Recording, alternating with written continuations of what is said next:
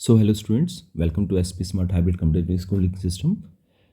Today is your day 17th of knee direct classes और आज हम लोगों ने डिस्कस करना है बायोमोलिक्यूल्स का पार्ट 2। ठीक है बेटा, कल के लेक्चर में हम लोगों ने प्रोटीन का स्ट्रक्चर एंड फंक्शन पढ़ लिया था एंड हम लोगों ने लिपिड्स की बात कर ली थी। आज हम लोग बात करेंगे carbohydrate, nucleic acids and enzymes के बारे में। ठीक है बेटा, तो ये सब हम लोग कर चुके हैं। अब एक टॉपिक है आपकी एनसीईआरटी में जिससे क्वेश्चन आ जाता है नीट में, बहुत सारे पीवाईक्यूज आए हुए हैं, that is primary and secondary metabolites. अब प्राइमरी मेटाबोलाइट्स क्या होते हैं? प्राइमरी मेटाबोलाइट्स होते हैं, primary metabolites have identifiable functions and play known roles in the normal physiological process, right. जैसे कि कार्बोहाइड्रेट्स हो गया, अमीनो एसिड्स हो गए, शुगर्स हो गए, प्रोटीन्स हो गया, है ना। इनके रोल्स हमें पता है, दिखता है, building, they are building blocks of our body. Minerals हो गया, अमीनो एसिड्स हो गया। सेकेंडरी मेटाबोलाइट्स क्या होते हैं? सेकेंडरी मेटाबोलाइट्स होते हैं जो कि other than these primary metabolites like alkaloids, flavonoids, rubber, essential oils, antibiotics. Coloured pigments हो गए, सेंट्स हो गया, गम्स हो गया, स्पाइसेस हो गया, है ना। ये सारे के सारे जो सेकेंडरी मेटाबोलाइट्स हैं, इनका डायरेक्ट रोल नहीं है हमारी बॉडी के ऊपर, but they are important and useful to human welfare, like rubber, drugs, जो मेडिसिन्स होती हैं, स्पाइसेस हो गए, मसाले हो गए, सेंट्स हो गया, पिगमेंट्स हो गया, ये सब क्या है? They got ecological importance. तो यहाँ पे एक टेबल है, like the secondary metabolites, pigments, alkaloids, terpenoids में आ गया, एसेंशियल ऑयल में लेमन ग्रास आ गया, टॉक्सिन में रिसिन, एब्रिन आ गया, लैक्टेंस में आ गया, ड्रग्स में करक्यूमिन, हल्दी जो टर्मरिक होता है वो आ गया, पॉलीमेरिक सब्सटेंसेस आ गया। तो this table is very important. ठीक है बेटा, कल के लेक्चर में हम लोगों ने प्रोटीन्स के बारे में बात कर लिया था कि उसके स्ट्रक्चर्स क्या हैं। सो यहाँ पे एक टेबल दिया गया है, table 9.5, some proteins and their functions. This table is very important, this is very important. बहुत सारे पीवाईक्यू इससे आए हैं, लाइक प्रोटीन हो गया, कोलेजन हो गया, इंटरसेलुलर ग्राउंड सब्सटेंस है, ट्रिप्सिन हो गया, एज एंजाइम यूज़ होता है, इंसुलिन हार्मोन की तरह से काम करता है, antibody, fight infectious agents, receptor के अंदर सेंसिटिव रिसेप्टर्स होते हैं, ये सारे के सारे प्रोटीन्स हैं। GLUT4 जो कि ग्लूकोज का ट्रांसपोर्ट करता है, enables glucose transport into cells, important. GLUT4 पे बहुत क्वेश्चन आते हैं। ठीक है बच्चा, तो ये टेबल देखेंगे। यहाँ देखिए एक इंपॉर्टेंट लाइन है, collagen is the most abundant protein in the animal world and ribulose bisphosphate carboxylase oxygenase RuBisCO is the most abundant protein in the whole of the biosphere. ठीक है, तो ये 2 पॉइंट जो है इंपॉर्टेंटली याद रखेंगे बेटा। ठीक, अब हम बात करते हैं कार्बोहाइड्रेट्स की। अब अगर कार्बोहाइड्रेट्स की बात की जाए तो carbohydrates can be represented by the stoichiometric formula CH2ON। क्या होता है? CH2O और इसका N। ठीक है, ये इसका एम्पेरिकल फॉर्मूला है। अब अगर यहाँ पे मान लीजिए कि N की जगह पे हम 2 लगा देते हैं, है ना, जैसे कि ग्लूकोज का फॉर्मूला है, तो ग्लूकोज में क्या होता है? N की जगह पे अगर 6 लगा दें हम, तो ये क्या हो जाएगा? C6H, 6 इंटू 2 तो क्या हो जाएगा? H12 और O6। तो ये किसका फॉर्मूला आ जाता है? This is glucose. ठीक है बेटा, so where N is the number of carbons in the molecule, जितने कार्बन होंगे वहाँ पे हम N लगा सकते हैं। यहाँ पे कार्बन कितना है बेटा? N है, तो N is equal to 6। In other words, the ratio of carbon to hydrogen to oxygen is 1:2:1 in carbohydrate molecules. Important point है। तो 3 तरह के कार्बोहाइड्रेट्स होते हैं, monosaccharides, oligosaccharides and polysaccharides. Monosaccharides क्या है देखिए, a monosaccharide is a carbohydrate that cannot be degraded even more to produce the simple unit of polyhydroxy aldehyde or ketone. So this one is the simplest carbohydrate। ठीक है बेटा, इसको हम और ज़्यादा डिग्रेड नहीं कर सकते। ठीक है, they have been further divided into groups based on the number of carbon atoms and functional group in which they are found. Glucose and fructose are the 2 common examples.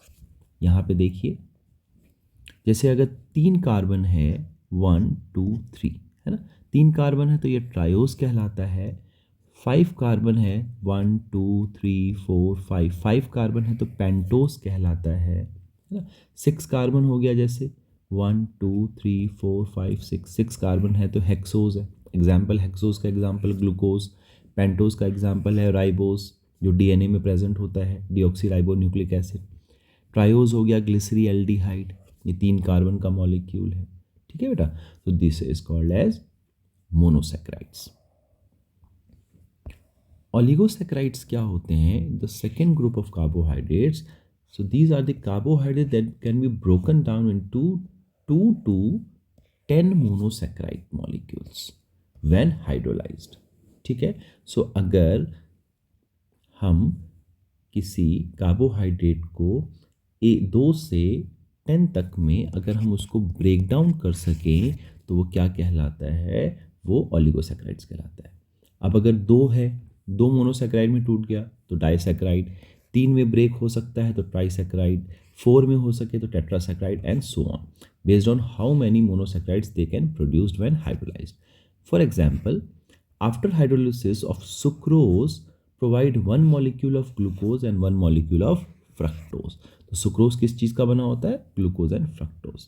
यहाँ पे देखिए, this one is the structure of ring structure of glucose, ये fructose है।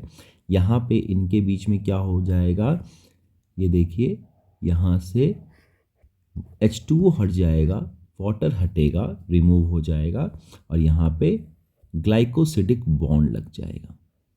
ठीक है, कौन सा bond है? Glycosidic bond. और ये किसका स्ट्रक्चर बना रहा है? सुक्रोज का स्ट्रक्चर बना रहा है। ठीक है बेटा, सो दिस इज ओलिगोसैकेराइड। हम पॉलीसैकेराइड की बात करें तो polysaccharide are the carbohydrate that when hydrolysed release a significant number of monosaccharide molecules. तो 2 to 10 जो था ओलिगोसैकेराइड था, अगर 10 से ऊपर की बात की जाए तो हम पॉलीसैकेराइड्स बोलते हैं। ठीक है, पॉली का मतलब मैनी एंड सैकेराइड का मतलब शुगर। तो स्टार्च, सेलुलोज, ग्लाइकोजन, ये सब इसके एग्जाम्पल्स हैं। तो यहाँ पे देखिए, अब ये ब्रांच्ड भी हो सकता है और अनब्रांच्ड भी हो सकता है। फॉर एग्जाम्पल देखिए, अमाइलोज जो है, this one is unbranched, unbranched है। और यहीं अगर एमाइलोपेक्टिन की बात की जाए तो दिस वन इज ब्रांच्ड। ठीक है, देखिए यहाँ पर ये मॉलिक्यूल जो है, ग्लूकोज के मॉलिक्यूल जो हैं आपस में जुड़े हुए हैं, तो ये क्या बना रहा है? अनब्रांच्ड है, ये सिंगल लीनियर मॉलिक्यूल है। और यहाँ पे देखिए ब्रांचिंग हो रही है। ठीक है बेटा, सो दिस इज एमाइलोपेक्टिन। फिर बात आ जाती है स्टार्च की। तो स्टार्च क्या होता है? Starch is moderately branched. आप देख रहे हैं यहाँ पर ब्रांचिंग हो रही है ना। सो this is the structure of starch. Glycogen की बात करें तो हाईली ब्रांच्ड है, बहुत ज़्यादा ब्रांचिंग होती है इसके अंदर, है ना। और अगर सेलुलोज की बात करें तो सेलुलोज इज अनब्रांच्ड। ठीक है बेटा, राइट। लेकिन इसमें सेलुलोज को डाइजेस्ट करना सबसे ज़्यादा मुश्किल होता है, क्योंकि यहाँ पर हम बीटा ग्लूकोज की बात करते हैं। ठीक है, so this are the structures of the amylose, amylopectin, starch, glycogen and cellulose. So these are some of the polysaccharides. देखिए, the acid insoluble pellet also has polysaccharide as another class of macromolecules. ठीक है, इसकी हमने बात कर ली। Cellulose is a polymeric polysaccharide consist of only one type of monosaccharide, that is glucose. तो cellulose किस चीज़ का बना होता है? ग्लूकोज का बना होता है ना। Cellulose is a homopolymer. Starch is a variant of this but present as a store house of the energy in the plant cells. जो भी एनर्जी बनती है तो किस फॉर्म में स्टोर होता है? स्टार्च के फॉर्म में स्टोर होता है ना। यहीं पे अगर हम बात करें, एनिमल्स के अंदर क्या प्रेजेंट है? ग्लाइकोजन प्रेजेंट है। Inulin is a polymer of fructose, important, this one is important. ठीक है, यहाँ पर इन दिस पॉलीसेक्राइड से glycogen, the right end is called as reducing end the left end is called as non reducing end. ठीक है, it has branches as shown in the structure, illustration में दिया गया है। फिर यहाँ पे एक इम्पॉर्टेंट पॉइंट आ जाता है, starch forms helical secondary structure. In fact starch can hold iodine molecules in the helical portions. The starch I2 is blue in colour. इसीलिए जब हम टेस्ट करते हैं स्टार्च का आयोडीन के साथ तो वो ब्लू कलर शो करता है. ठीक है, बट सेलुलोज में ऐसा नहीं होगा. Cellulose does not contain complex helices and hence can not hold I2. Important है. ठीक है बच्चा, PYQ प्रीवियस ईयर क्वेश्चंस में ये आया हुआ है. ठीक है बच्चे, फिर देखिए plant cell walls are made up of cellulose. Plant का सेल वॉल होता है सेलुलोज का बना होता है. Paper made from plant pulp and cotton fibre is cellulosic. There are more complex polysaccharide in nature. और भी क्या होते हैं, amino acids and chemically modified sugars like glucosamine and acetyl galactosamine, है ना. एक्सोस्केलेटन ऑफ द आर्थ्रोपोड्स जो होते हैं वो किस चीज़ का बना होता है, काइटिन का, या चिटिन बोल सकते हैं, काइटिन का बना होता है. ठीक है, ये आपके जो फंगस है, फंगस का सेल वॉल भी काइटिन का बना होता है ना. So these complex polysaccharides are mostly homopolymers. ठीक है, सो यहाँ पे एक इम्पॉर्टेंट पॉइंट है, रिड्यूसिंग शुगर्स क्या होते हैं. Reducing sugar possess free aldehyde और ketone group and can reduce cupric ions of Benedict or Fehling solutions to cuprous ions. For example, lactose किसका बना होता है, फ्री एल्डिहाइड और कीटोन बॉडीज का बना होता है. और नॉन रिड्यूसिंग शुगर जो होते हैं they do not possess free aldehydic और ketonic groups and can not reduce cupric ions of Benedict Fehling solution. ये टेस्ट होते हैं बच्चे, है ना. तो ये इसका एग्जाम्पल है सुक्रोज. ये भी आपका इंपॉर्टेंट पॉइंट है. Reducing sugar and non reducing sugars के ऊपर क्वेश्चन पूछा जा सकता है. ठीक है, बहुत सारे PYQs हैं, अभी हम देखेंगे PYQs इस पे आया हुआ है. ठीक है बेटा, फिर पॉलीसेकेराइड्स के अंदर हमने बात की होमोपॉलीसेकेराइड एंड हेट्रोपॉलीसेकेराइड, जिसको कि होमोग्लाइकन्स एंड हेट्रोग्लाइकन्स कहते हैं. होमोपॉलीसेकेराइड में they have only one type of monosaccharide units in them, है ना. जैसे कि स्टार्च हो गया, सेलुलोज हो गया, काइटिन हो गया, ग्लूकोज का बना हुआ है. और हेट्रोपॉलीसेकेराइड जो है इसके अंदर they have at least 2 types of monosaccharide unit in them. For example chitin, pectin, peptidoglycan. ठीक है बेटा, तो यहाँ पर ये इंपॉर्टेंट पॉइंट है, राइट. फिर मेजर पॉलीसेकेराइड जिसकी हम बात कर चुके हैं, स्टार्च के अंदर कौन सा बॉन्ड होता है, अल्फा 1,4 ग्लाइकोसिडिक बॉन्ड होता है. ठीक है, सेलुलोज के अंदर क्या है, बीटा 1,4 ग्लाइकोसिडिक लिंकेज है. और काइटिन के अंदर क्या है, beta 1,4 link chain of N acetyl glucosamine. तो ये जो पॉइंट है बच्चे, दीज आर वेरी इंपॉर्टेंट. ये इंपॉर्टेंट पॉइंट है, इसको नोट डाउन कर लेंगे आप लोग. ठीक है, very important, this is very important. ठीक है बेटा, important, right. So this is all about polysaccharides. अब अगर हम न्यूक्लिक एसिड्स की बात करें तो न्यूक्लिक एसिड क्या है बच्चे, these are biomicromolecules and are polymeric compounds of nucleotides. ठीक है, न्यूक्लियोटाइड क्या होता है, phosphate plus sugar plus nitrogenous base.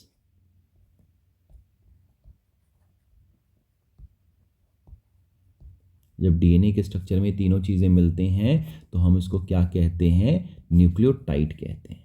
ठीक है बच्चा, और न्यूक्लियोसाइड क्या होता है, nucleoside is sugar plus nitrogenous base is nucleoside. This is nucleoside. ठीक है बच्चा, राइट.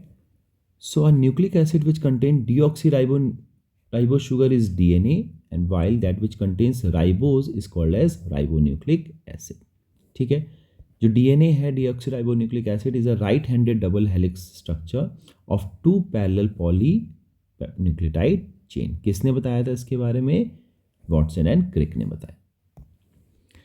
तो हम इसकी बात करें तो DNA मॉलिक्यूल जो है किस चीज़ का बना होता है, consist of 2 helically twisted strands connected together by base pairs, है ना.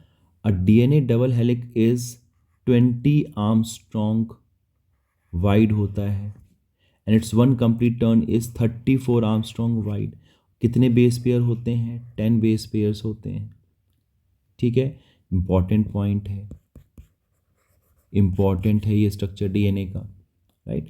फिर इनके बीच में जो फॉस्फेट ज्वाइन होता है वो कौन से बॉन्ड से ज्वाइन होता है? फॉस्फोडाइस्टर बॉन्ड से ज्वाइन होता है। ठीक है बच्चे। Nitrogenous bases are stacked inside the helix pair. कौन सा बॉन्ड होगा उनके बीच में? नाइट्रोजनस बेस के बीच में हाइड्रोजन बॉन्ड प्रेजेंट होगा। There are 2 hydrogen bond between A and T and 3 hydrogen bond between G and C. ठीक है बच्चे। ए एंड जी क्या होता है? Adenosine and guanine are purines, है ना। और cytosine and thymine are pyrimidines, pyrimidines. ठीक है बच्चे, राइट। जो राइट हैंडेड फॉर्म है डीएनए का बी डीएनए कहलाता है, ह्यूमंस में प्रेजेंट होता है। And left handed form Z DNA is found in nucleosome. ठीक है बेटा। आरएनए की बात करें, the other nucleic acid present in the cell is RNA, ribonucleic acid. It is mostly present in single stranded form होता है। DNA कैसा है? डबल स्ट्रैंडेड फॉर्म में होता है डीएनए, है ना बच्चे। Form through some viruses like retrovirus में भी प्रेजेंट होता है ये। Wound tumour virus has double binded. Retrovirus में कैसा होगा? डबल स्ट्रैंडेड डीएनए होगा। ठीक है बच्चे। RNA can be of 3 types. Messenger RNA जिसको कि एमआरएनए कहते हैं, राइबोसोमल आरएनए जिसको आरएनए कहते हैं, एंड सॉल्युबल आरएनए और ट्रांसफर आरएनए जिसको कि हम टीआरएनए कहते हैं। ठीक है बच्चे। तो ये हो गया न्यूक्लिक एसिड्स की बात की अभी हमने। बॉन्ड्स हम लोग पेप्टाइड बॉन्ड्स पढ़ चुके हैं जो अमीनो एसिड्स के बीच में होता है और प्रोटीन बनाता है। ग्लाइकोसिडिक बॉन्ड जो है ये किसके बीच में होगा? Carbon atoms of 2 addition monosaccharides के बीच में होगा। और फॉस्फोडाइस्टर बॉन्ड कहाँ पे होता है? फॉस्फेट मॉइटी के बीच में link the 3 carbon of 1 sugar of 1 nucleotide to the 5 prime carbon of the sugar of the succeeding nucleotide. ठीक है बच्चा। As there is one such ester bond on either side, it is called as the phosphodiester bond. ठीक है, important point है, this is important. ठीक है बेटा। अब हम बात कर लेते हैं बच्चे एंजाइम्स के बारे में। एंजाइम्स क्या होता है? All enzymes are proteins. There are some nucleic acid that behave like the enzymes, ribozymes. Important है। ठीक है। लगभग जितने भी एंजाइम्स होते हैं किसके बने होते हैं? प्रोटीन्स के बने होते हैं। But some are made up of ribozymes. One can depict an enzyme by its line diagram. ठीक है। Enzyme like any protein has a primary structure. किसका बना होता है? Amino acid sequence of the proteins. ठीक है बच्चे। एंजाइम जो है प्रोटीन की तरह से ही इसका सेकेंडरी एंड टर्शरी स्ट्रक्चर हो सकता है। ठीक है बच्चा। इसके अंदर क्या बना होता है? क्रिस क्रॉस पॉकेट्स बने होते हैं सर्विसेज, और इनको क्या कहते हैं? एक्टिव साइट कहते हैं। ये एक्टिव साइट क्या करता है? यहाँ पर सबस्ट्रेट आके बाइंड करता है। ठीक है। So enzyme through their active site catalyse reaction at high rate. ठीक है। तो कर क्या रहा है? Enzyme catalyst differ from inorganic catalyst in many ways. Enzyme जो कैटलिस्ट का मतलब क्या होता है? जो रेट ऑफ रिएक्शन को इंक्रीज करें, इंक्रीज रेट ऑफ रिएक्शन। ठीक है, इसको इंक्रीज करें, वो कैटलिस्ट होते हैं। और लिविंग ऑर्गेनिज्म में अगर करें तो उसको हम बायो कैटलिस्ट कहते हैं, जो कि एंजाइम्स हैं, है ना। तो नॉर्मली जो है इनऑर्गेनिक कैटलिस्ट अच्छा वर्क करता है हाई टेम्परेचर पे एंड हाई प्रेशर पे, लेकिन जो एंजाइम्स है it get damaged at high temperature. Like अगर 40 डिग्री से ऊपर कर दो तो एंजाइम डैमेज हो जाएगा, डीनेचर हो जाता है ना। और हाई टेम्परेचर पे भी काम नहीं करता है एंजाइम्स। नॉर्मली जो नॉर्मल कैटलिस्ट होते हैं वो काम करते हैं, है ना। लेकिन जो ये हैं enzymes isolated from organisms who normally live under extreme high temperature, जैसे कि आपका थर्मो एसिडोफाइल्स हैं, थर्मो एसिडोफाइल्स, आर्कीबैक्टीरिया, इनके जो एंजाइम्स हैं these can withstand high temperature. ठीक है बच्चे। तो यहाँ पर थर्मोफिलिक ऑर्गेनिज्म से अगर हम एंजाइम्स आइसोलेट करें, पीसीआर में काम आता है, 12th में पढ़ेंगे हम इसके बारे में। ठीक है बच्चे। अगर हम वर्किंग ऑफ एंजाइम्स की बात करें तो सबस्ट्रेट होता है chemical which is converted into product. हमने क्या करना है, सबस्ट्रेट को प्रोडक्ट में कन्वर्ट करना है, ठीक है। और यहाँ पे रोल आता है एंजाइम्स का। एंजाइम्स क्या करता है, these are the protein with 3 dimensional structure including an active site convert a substrate into a product. Substrate को प्रोडक्ट में कन्वर्ट कर देता है। कैसे करेगा, the substrate has to diffuse towards the active site, उसको बाइंड करना होता है। There is thus an obligatory formation of an ES complex, enzyme substrate का कॉम्प्लेक्स बनता है and this complex formation is transient phenomenon, है ना। So during this state a new structure of the substrate called as transition state structure is formed. ठीक हो गया बेटा। After bond making breaking is completed, the product is release from the active site, ठीक है। There could be more altered structure states between the stable substrate and the product. तो करना क्या है, होता क्या है, अगर आप ये डायग्राम देखें तो बेसिकली यहाँ पे मान लीजिए वाई एक्सिस पे पोटेंशियल एनर्जी है एंड एक्स एक्सिस पे प्रोग्रेस ऑफ द रिएक्शन है। अब किसी सबस्ट्रेट को प्रोडक्ट में कन्वर्ट होना है, तो जब ये कन्वर्ट होता है बच्चे, जिस मूवमेंट पे एक सबस्ट्रेट प्रोडक्ट में कन्वर्ट होने लगता है तब वहाँ पे एक स्टेट आता है जिसको कि हम ट्रांजिशन स्टेट कहते हैं, जहाँ पे सबस्ट्रेट जो है कन्वर्ट होने लग जाता है किसके अंदर, प्रोडक्ट के अंदर, और उसके बाद ये क्या बना देगा, ये बनाएगा बच्चा प्रोडक्ट, ठीक है। सो इस ट्रांजिशन स्टेट को अटेन करने में जो एनर्जी लगती है, इस एनर्जी को हम क्या कहते हैं, एक्टिवेशन एनर्जी कहते हैं, ठीक है। एंजाइम क्या करता है, इस एक्टिवेशन एनर्जी को कम कर देता है, तो जो सबस्ट्रेट है वो ट्रांजिशन स्टेट में बहुत जल्दी पहुंच जाएगा। तो जिस रिएक्शन को होने में अगर मान लीजिए 24 आवर्स लग रहे हैं, वही रिएक्शन जो है 1 या 2 आवर्स में कंप्लीट हो जाता है, ठीक है।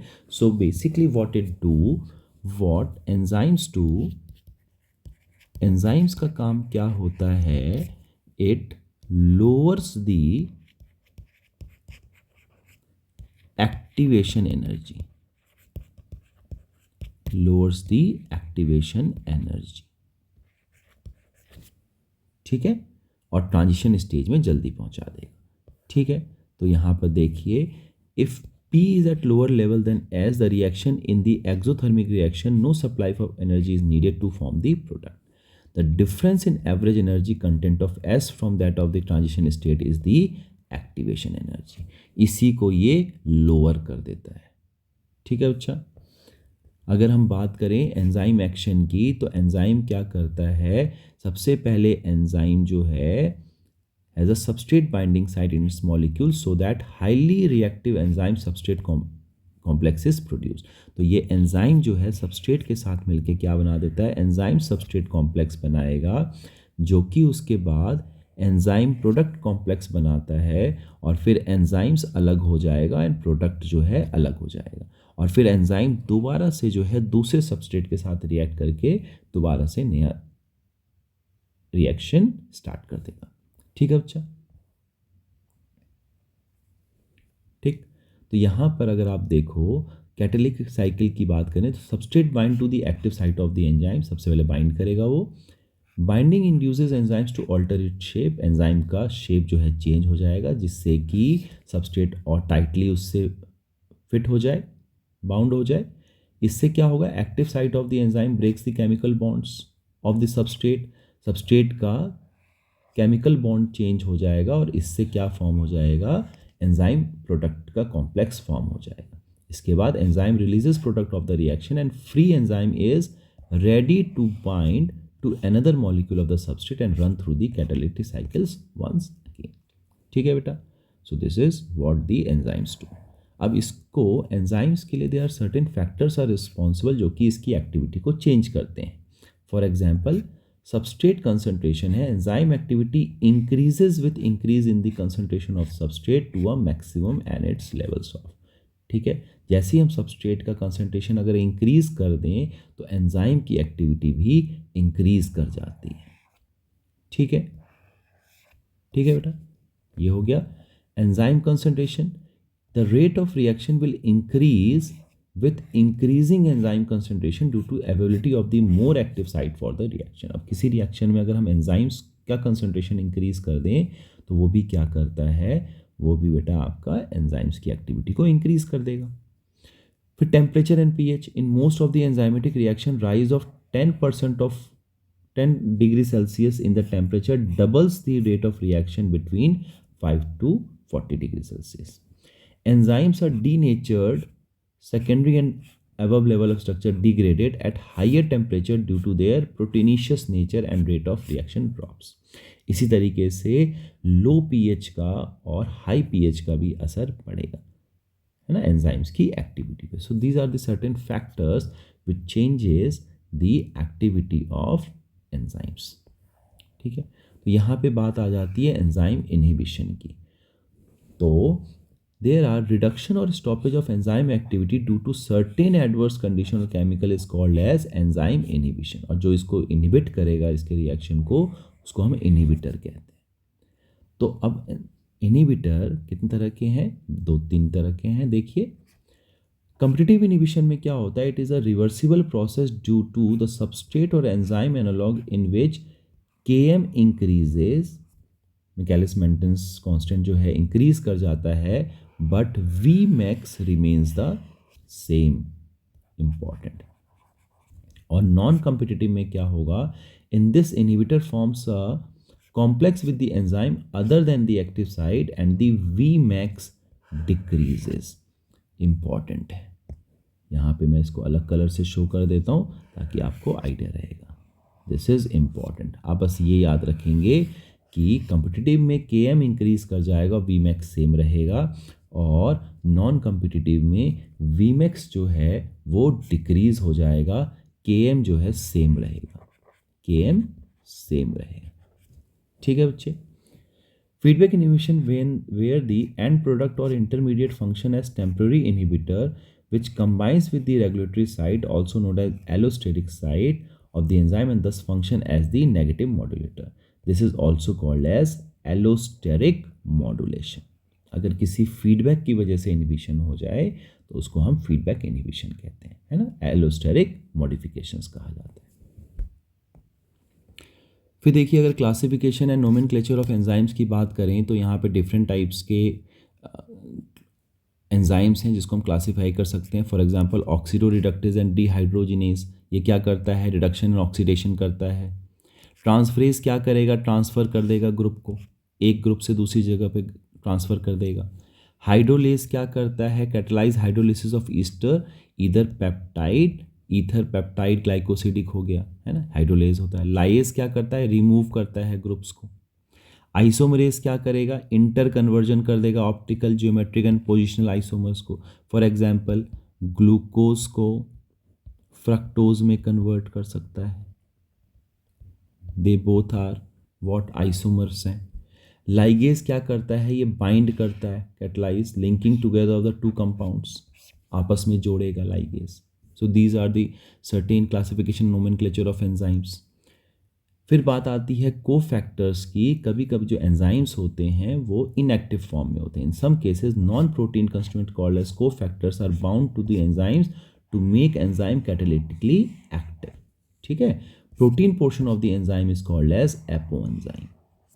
तो 3 तरह के कोफैक्टर होते हैं. पहला होता है प्रोस्थेटिक ग्रुप. ये क्या है, ऑर्गेनिक कंपाउंड है. For example peroxidase and catalase and haem is the prosthetic group. ये हमेशा परमानेंटली अटैच रहता है ना. को एंजाइम्स क्या होते हैं, टेम्पररी एसोसिएशन होता है. Organic compound but their association with the apoenzyme is only transient. ठीक है, occurring during the course of catalysis. For example nicotinamide adenine dinucleotide NAD, और मेटेलिक आयंस क्या होते हैं, zinc is a cofactor for proteolytic enzymes carboxypeptidase. Metal ions जरूरत होती है ना, कभी कभी एंजाइम्स को मेटल आयंस की भी जरूरत होती है, जैसे कैल्शियम आयन की जरूरत होती है ना, क्लॉटिंग के लिए as a cofactor, right. So this is all about the enzymes. अब इसके कुछ PYQs डिस्कस कर लेते हैं बेटा. सो देखिए, नीट 2020 में क्वेश्चन आया हुआ है, which one of the following is the most abundant protein in the animals. तो अभी हम लोगों ने पढ़ा कोलेजन जो है सबसे ज़्यादा मोस्ट एबंडेंट है. ठीक है बच्चे. नेक्स्ट क्वेश्चन देखिए, मैच द फॉलोइंग 2020 में क्वेश्चन आया है। तो यहाँ पर देखो क्या आ रहा है, पहला है इनहिबिटर ऑफ कैटालिटिक एक्टिविटी। तो कौन इनहिबिट करता है कैटालिटिक एक्टिविटी को? देखिए यहाँ पर आपका जो मेलोनेट है ये कैटालिटिक एक्टिविटी को इनहिबिटर की तरह से काम करता है, कॉम्पिटिटिव इनहिबिटर की तरह से काम करता है ना। Possess peptide bonds, peptide bonds किसके अंदर होंगे? पेप्टाइड बॉन्ड्स होंगे कोलेजन के अंदर। किसके अंदर होंगे पेप्टाइड बॉन्ड? देखिए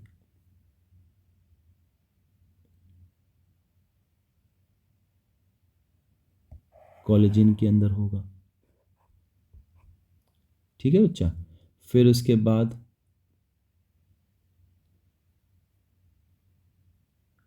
cell wall material in fungi, तो काइटिन है, काइटिन का बना होता है। और सेकेंडरी मेटाबोलाइट क्या है? तो ricin is the secondary metabolite. तो यहाँ पे इसका करेक्ट ऑप्शन कौन सा आ जाएगा? ऑप्शन 4।